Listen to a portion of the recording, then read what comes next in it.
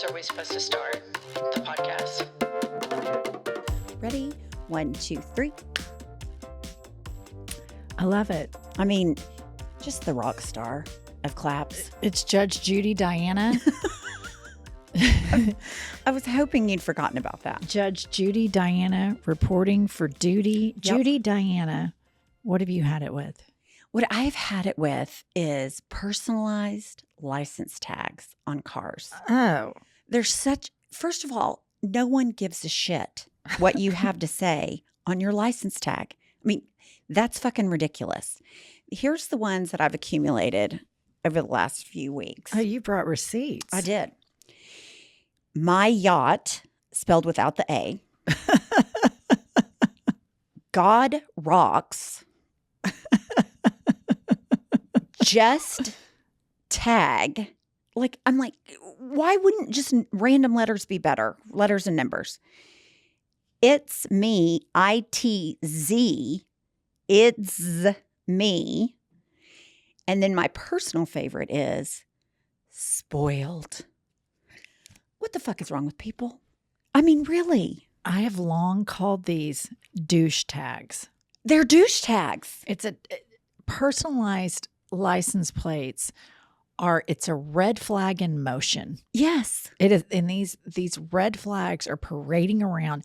But here's the deal. We can either be mad about it or we can have gratitude that these people have identified themselves Right. as you have to stay away from them immediately.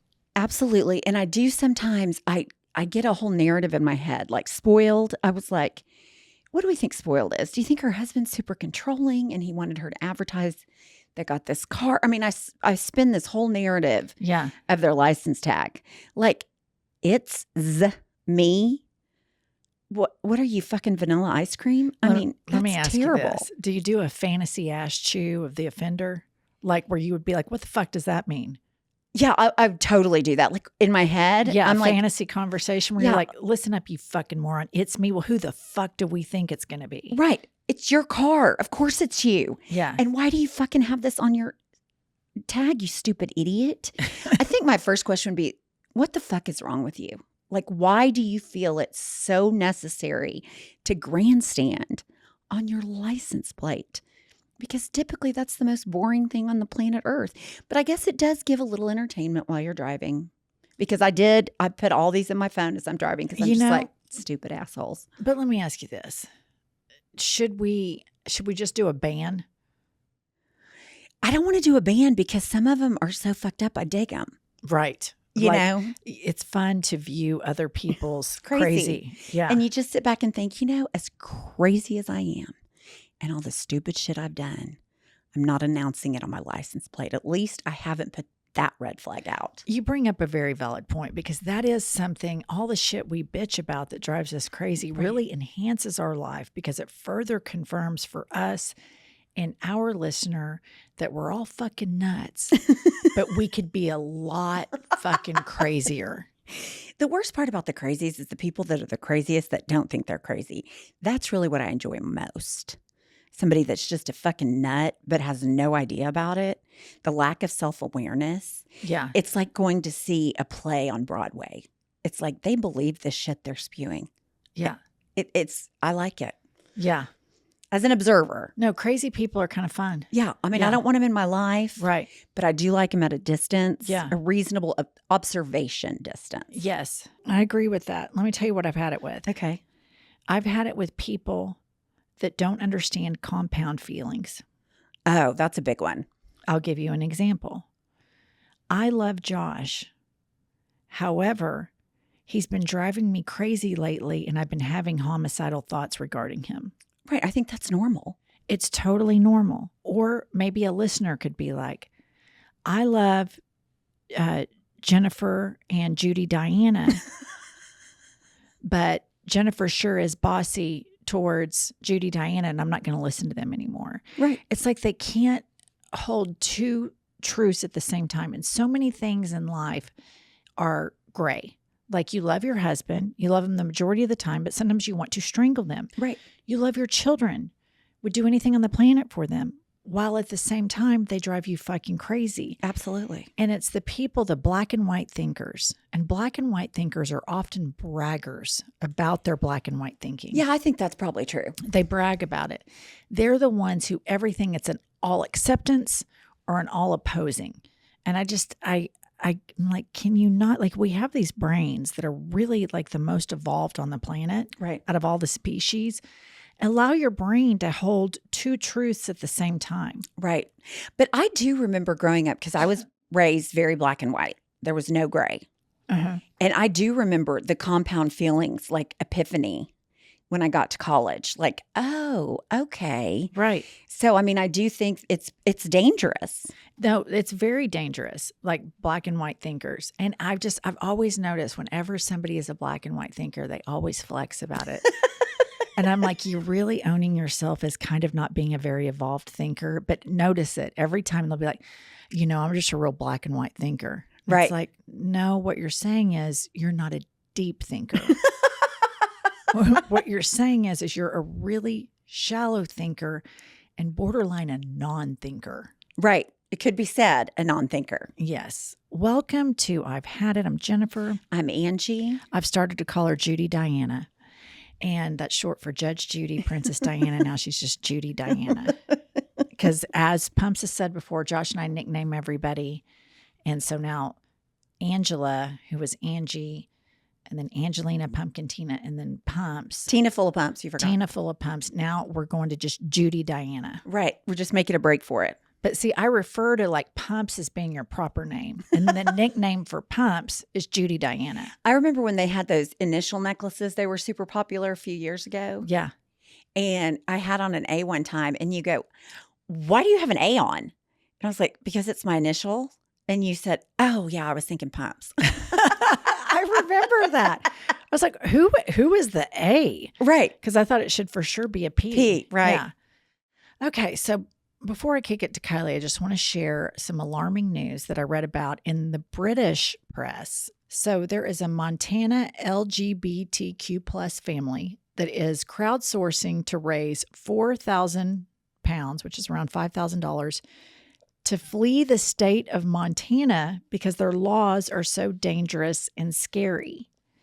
And so one of the things the legislatures in Montana is doing, which Oklahoma follows very similarly to this, is they are proposing a bill that would stop LGBTQ plus people from bringing claims of sexual orientation or gender identity discrimination in areas like employment, housing, healthcare, and education. And this article goes on. And this is not the American press. And so for all of you that, dip into our comment section and say, oh, you guys are trying to be woke. We are watching civil rights erode in front of us. And that is horrible. It's horrible and it's embarrassing. And it just makes you think these people that are making these laws have zero empathy. They don't give a shit about anybody but themselves. And I just can't help but think they're not evolved thinkers at all. I think they're probably black and white thinkers. I think you nailed it. And I think they probably flex about being black 100%. And white thinkers. And this is so horrible because most of these people say, I love my freedom. That's what drives me the most crazy. You cannot love freedom and then want to regulate somebody else's sex life. You cannot love freedom and want to control another person's body. You cannot love freedom and do the book banning. I mean, it's just like, it's counterintuitive. It's an oxymoron. So if you just want to say, I'm a racist, homophobic bigot, I would have more respect for you than, oh, I'm freedom of speech, my First Amendment rights. Bullshit. You're not. Right. The only thing you give a shit about is everybody believing what you believe and doing what you think is right. And guess what?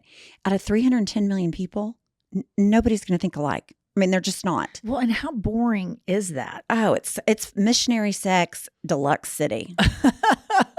Listen to Pumps throwing out. I just get mad about it. No, I get so mad about it. And I get mad that these conservative legislatures are trying to pass laws that legalize discrimination based on sexual orientation. And it is so horrible. And we've had it. Had it. Kylie, Hi. how do you feel about me and pumps? I love you guys. Oh, we love you. I think earlier she hated us. She'll never say that, but I could tell. I've never hated them. For the permanent record, I love them. It's Yet. okay if you do. You can love us And while hate us. situationally feeling hatred. We Right. allow our friendships to have that type of space and that type of compound feelings. That's good to know. Yeah, you can in situations hate us even though we know that deep down you love us, and we give each other permission to do that to each other, and we're now inviting you in on that. I want to get, you don't have permission to hate me ever though. It's got to be straight love across the board. Okay. It's a one-way street. I'll try. Okay, so we had a listener write in, Okay. and this is something she really wants to bring to your attention. Okay. Her name is Stephanie, and she writes, Jennifer and Pumps, I only recently found your podcast, and I love it. I'm 73, so probably not your normal demographic, but it makes me laugh so much. I enjoyed your episode about gender reveal parties because I too think they are just plain stupid, not to mention dangerous. With that in mind, I just read on HuffPost about a new trend that is horrifying. This trend is called period parties. They are put on by parents when their daughter gets her first period. All the food is blood themed, Oh. and goodie bags contain period products. This sounds like something you ladies should check out. Oh my gosh, Stephanie, I love that you're 73 and just found our podcast because number one, you can get on podcasts, which is something I couldn't do. And Up until Stephanie, you're recently. so much closer to Pumps' age, so that's why she feels comfort in that. Right. She's closer to my age than you are, 4 years versus 20. You twat. First of all, why would anybody want to announce and have a party about somebody's period starting? I mean, I'm flabbergasted by that. I mean, I get like giving period products to people. I mean, I don't have a problem with that. But like, what the fuck is wrong with these people? I almost think that's worse than a gender reveal. I mean, I've never heard of it until now, so I have to process it. But it's nobody's fucking business. I mean, I was horrified when my mom told my brother that I started my period. I mean, I remember it so clearly. So I can't imagine that that's the kind of information you want your parents sharing with their friends. Well, I agree with you. I didn't start my period till I was like 16. I Like was 15. super late. So Super all late. of the friends had all started their periods. And I remember they'd be like, did you get yours? Did you get yours? So if you're a late bloomer, like we were, and then you're one of the last to get it, it's like I don't know. It's just, I mean, whatever you want to do, but that just seems really fucking bizarre. Seems like a boundary violation. Like, Is this why are your happening parents in America? Did you look it up on HuffPost? Yes, America. And I did look it up and I saw images. There's like a red and white cake that says, congrats on your period, and decorations that say menstruation celebration. And just they invite all What's their the friends. psychology behind it? What I read is that the idea behind it is to destigmatize periods. Okay. I don't think just because something is private, it has to be necessarily stigmatized.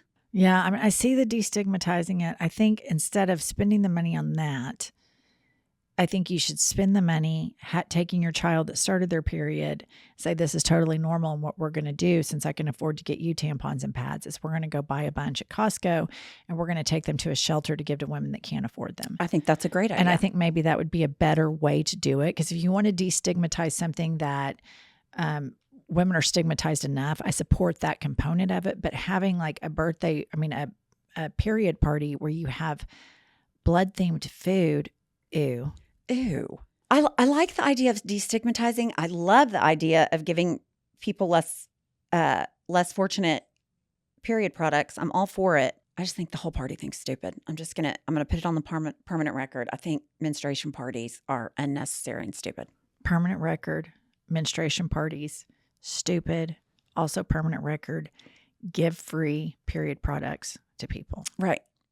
Contain yourself on the party. It's one day when we're dead, Right. the permanent record will live on. Because of Joe. Yes, the permanent record shall live on, and it is so chock full of great ideas. Some books last, like you've got the Iliad Right. and the Odyssey. You and I have the permanent record, Right. and it will live on long past our lives. I can't wait if we have grandchildren for our grandchildren to look at that and be like, who are these nuts? Yeah. Ugh. Yeah. All right. Well, anyway, that's our That's our pre-show. Now it's time. Now it's time for Judy, Diane, and I to move on to the interviewing portion of the podcast. And I would like to welcome the host of Taste of Taylor, Taylor Strecker, whom we absolutely adore. Let's get Taylor Strecker on here. Pumps, do you know what I'm so thankful for this season? What? That you no longer take off your bras on our airline flights from here to there. It was so embarrassing. Embarrassing for you, but I was miserable. Thank goodness I found Honey Love crossover bras. You know, Honey Love is just as easy to put on as it is to take off, but it is so comfortable. You no longer take yours off in public places, which is a gift to all of humanity. Ladies, gift the gift of comfort this holiday season, whether you're attending a wedding, hosting a big Thanksgiving dinner, or simply seeking that everyday boost of confidence. Honey Love is the perfect plus one. Treat yourself to the best bras and shapewear on the market and save up to 60% off site-wide at honeylove.com/hadit this month only. Inventory is limited and the sale ends soon, so don't miss their best deals of the year. After you purchase, they'll ask where you heard about them. Please support our show and tell them we sent you. It's time to ditch the underwire for good. Thanks to Honey Love at honeylove.com/hadit. Pumps, ever since you've started using ZocDoc, have you found that better for all of your medical needs? I have. It makes it so easy. I found both kids' doctors in their college towns. It was easy. They took my insurance, and it was super convenient for them, too. That's always the bummer. You think you find the perfect doctor, and then you find out they don't take your insurance. This is where ZocDoc can enter. ZocDoc is a free app where you can find amazing doctors and book appointments online. We're talking about booking appointments with thousands of top-rated, patient-reviewed doctors and specialists. You can filter specifically for ones who take your insurance, are located near you, and treat almost any condition you're searching for. Go to ZocDoc.com/I'veHadIt and download the ZocDoc app for free. Then find and book a top-rated doctor today. That's ZocDoc.com/I'veHadIt. ZocDoc.com/I'veHadIt. Taylor, our good friend Taylor, welcome to I've Had It. Hi, guys. Hey, girls. Hey, I have to say my moniker. How are you guys? We're great. We were just at lunch talking about how excited we were to have you on because you're so much fun. Oh, really? I'm like, and when you guys just said I was your friend, like my heart just kind of like dropped to my butt in a good way. So thank you for that.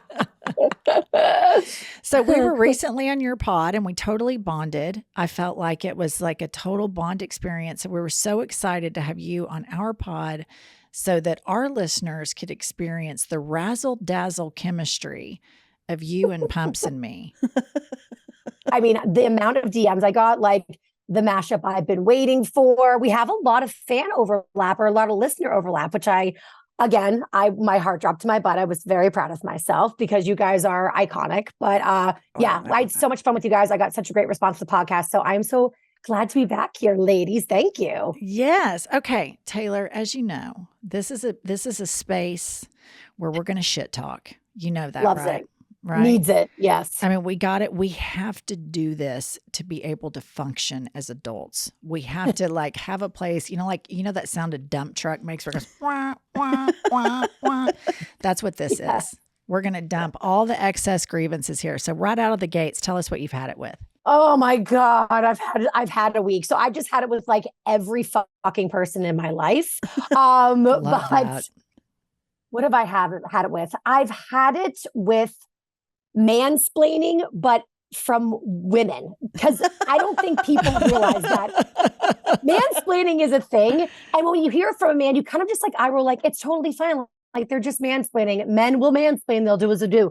But like this week I've had friends, family members, spouses who have vaginas, and they have been fucking mansplaining to me. And I'm like, wait, you don't have a dick. So like, it's actually more offensive when you talk to me like this. Yes, I agree. It is more offensive when a woman mansplains. Oh my God. And where are they learning it from? Like, I thought we were supposed to work together to combat mansplaining, but like, are they learning it from other men, or are they like trying to match their big dick energy? Like, I just don't understand where this is coming from. Like, we as women, it's like, and this is so sexist, but I'm going to say it.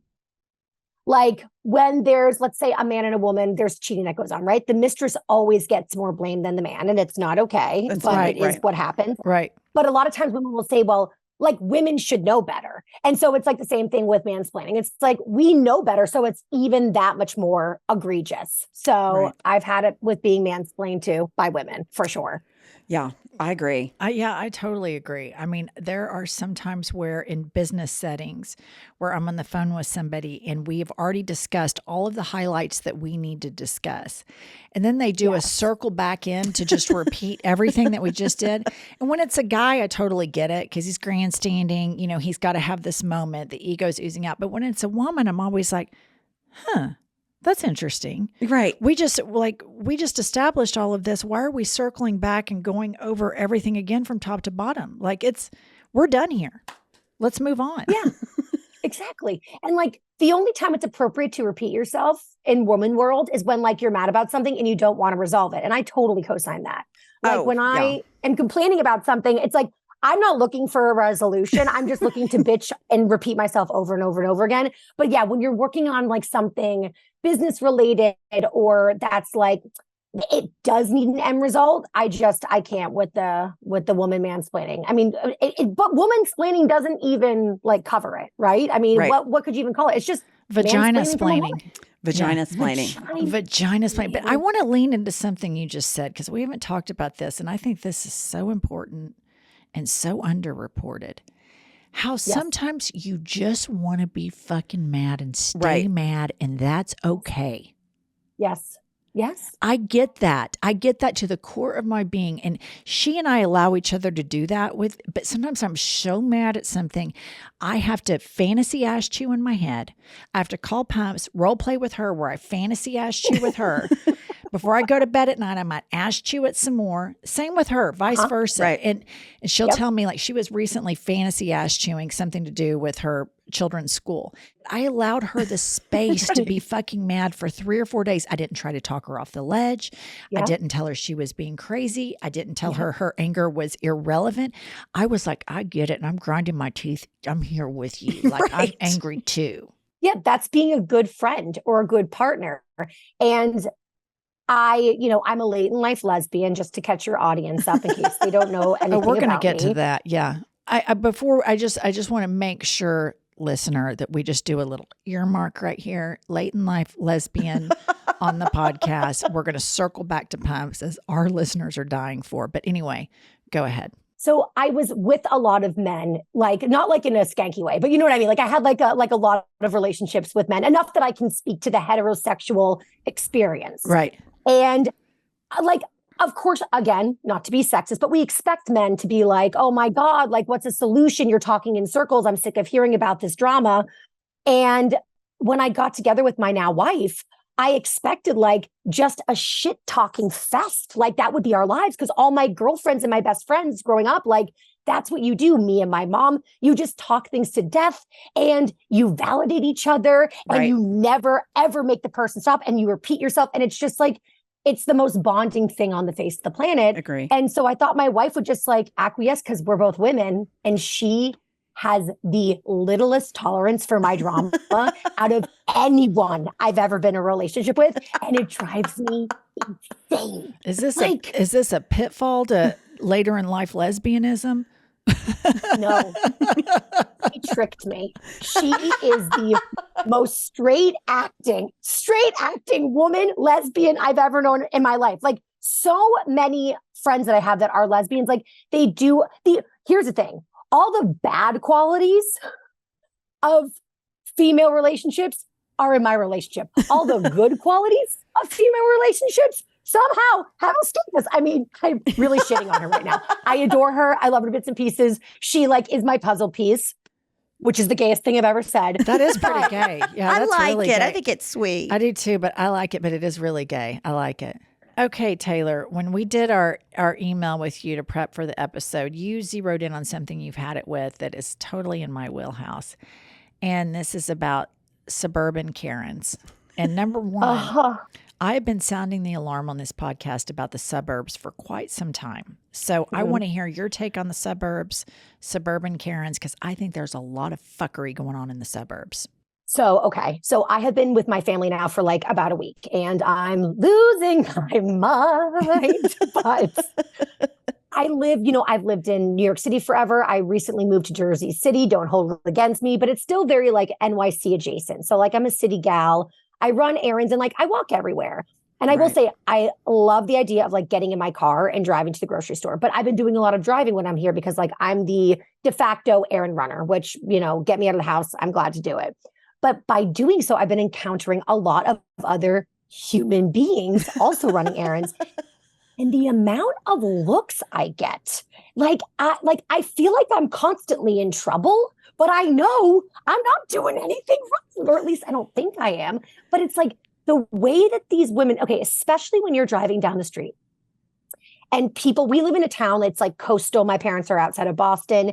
And there's really they don't believe in sidewalks here. Okay. So it's like people take walks at their own risk as far as I'm concerned. Right. So it's like, you have to edge the side of the road. But these Karens with their golden retrievers walking around like they own the joint.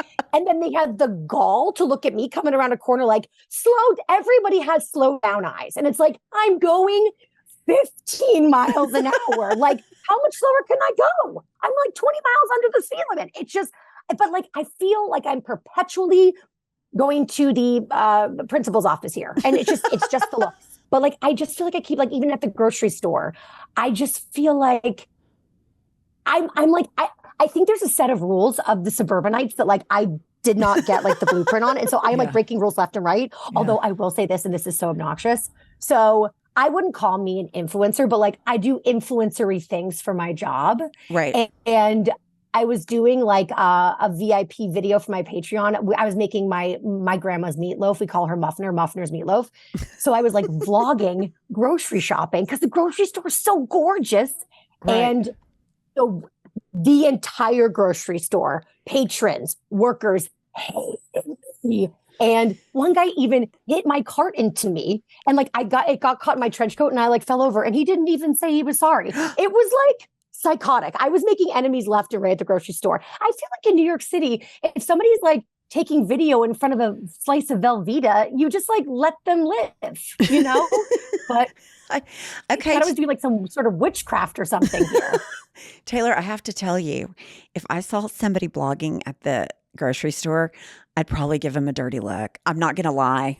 I mean, I would probably think in my head, are you so important that your grocery list has to be on the internet? That's probably what I'd think. But I wouldn't think that about you because I adore you. And I get the whole vlogging and Patreon and all that. But since I do live in the suburbs, that is a perspective that I would have. I think both can be true. I think the suburbs are fucked up. And I think that there's a lot of fuckery going on in the suburbs, and there's a lot of entitlement and a lot of homogeny, and I could go on and on. But I also kind of tend to agree with Pumps about the vlogging in the grocery store. And Taylor, we love you, but I mean, this is a space where I have to say the dirty looks and the eye rolls were probably warranted if you're grandstanding making videos in the grocery store. You know what? I'll take the L. I'll take the L. It was my fault. I did it to my damn self. Yeah, I mean, the whole thing, I'm it's not even usable content because I'm whispering. And I'm I just keep going this, everybody in here hates me. At least you had self-awareness. See, that's a win for me.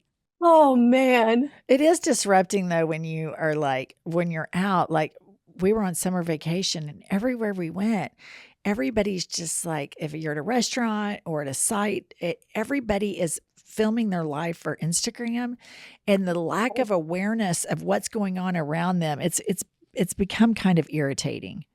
And I could see that if you're a grocery shopper, which I hate going to the grocery store, and you run into bubbly, late in life lesbian Taylor whispering like a psycho up and down every aisle, mad at her wife, I bet I would totally eye roll goddamn city you for sure. Fair.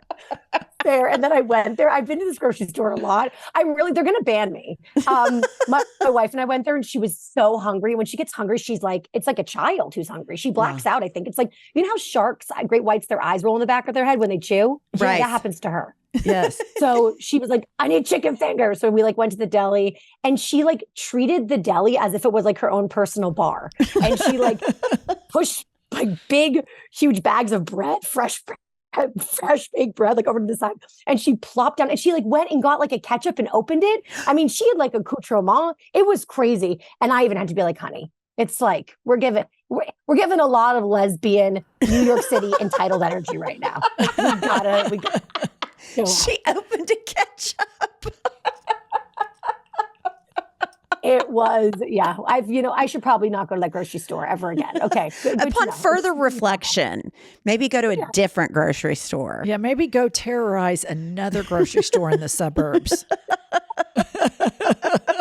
With this rampant New York City lesbianism.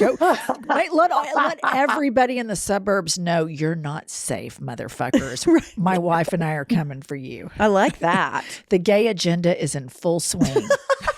Oh, fully. And my wife always says she gets horny in grocery stores. Don't ask me. I have she's to. like groping me. She's groping you in the grocery store. Is this before or after the chicken nugget? After. She had to first fill her stomach up before she could focus on groping. Okay, let me ask you this. How do you and your wife feel about PDA?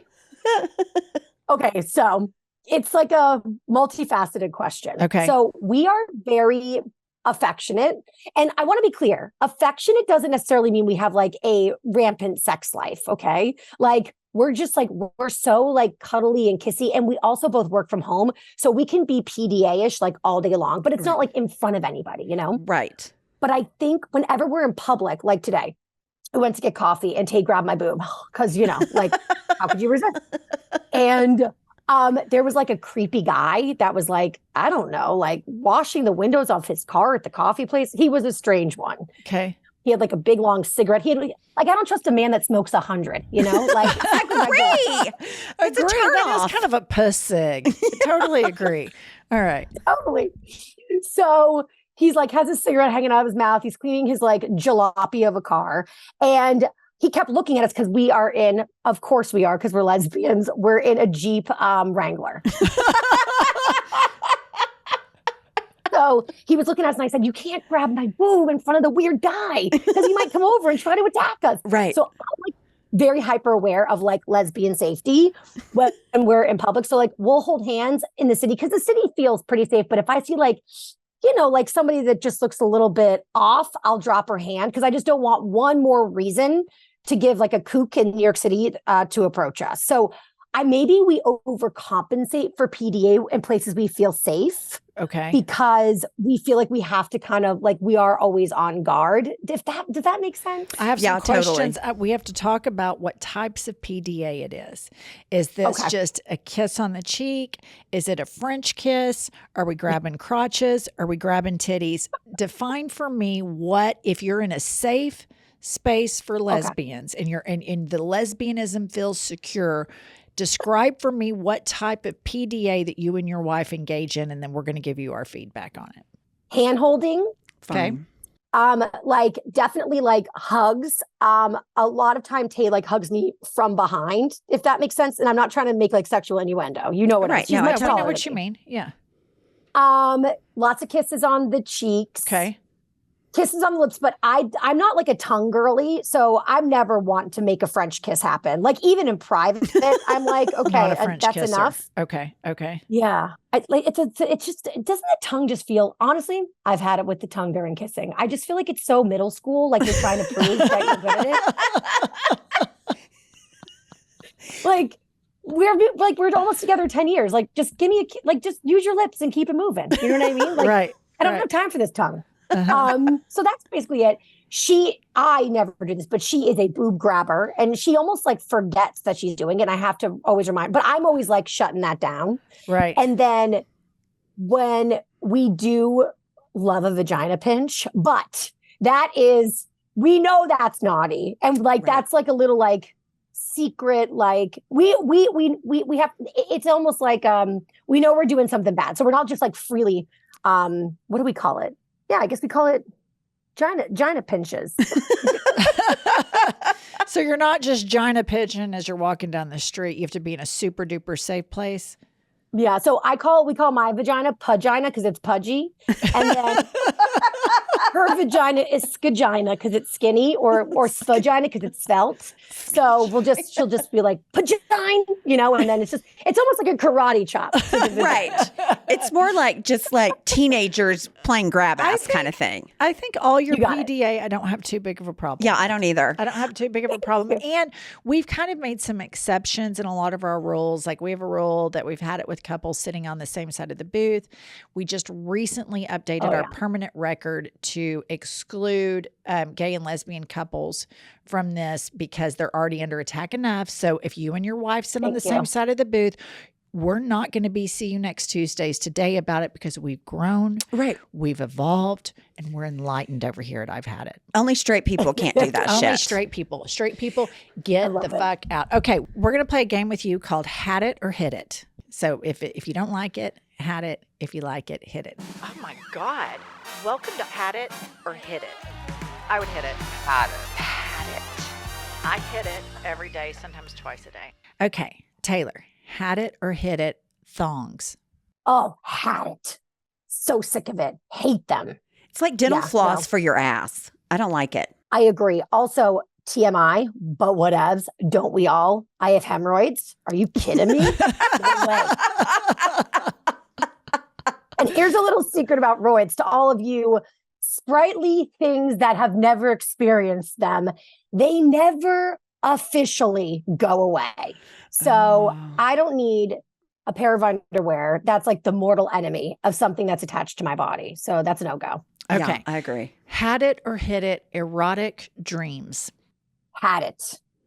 Really? I am the prudest lesbian you'll ever meet. You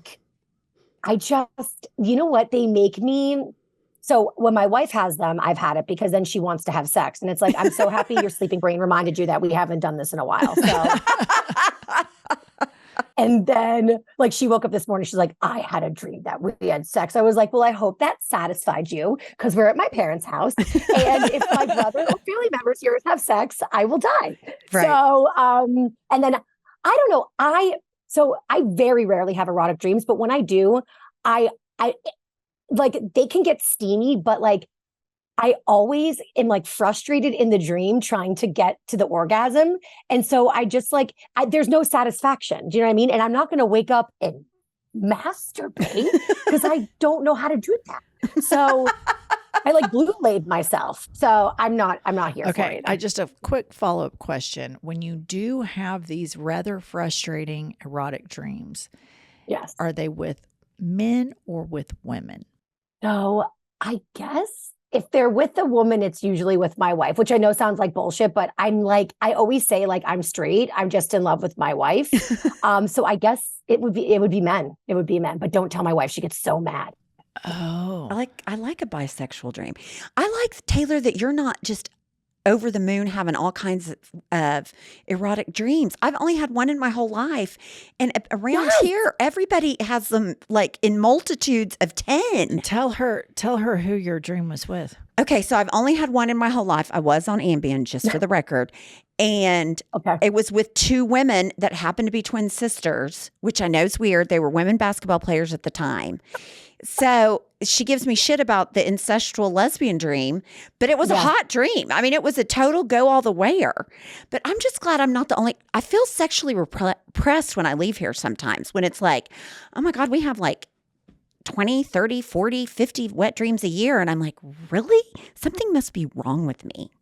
Well, it's because you're in the closet. That's what's wrong. Say it. That's what's wrong. Exactly, Taylor. I've been diagnosing this. Our listeners have jumped in. I just think, the dream that you had, Pumps, Ambien or not, is as gay as it gets.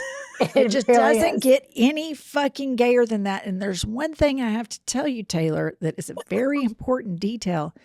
It is the solitary wet dream that Ever. this 53-year-old woman has had in her entire life.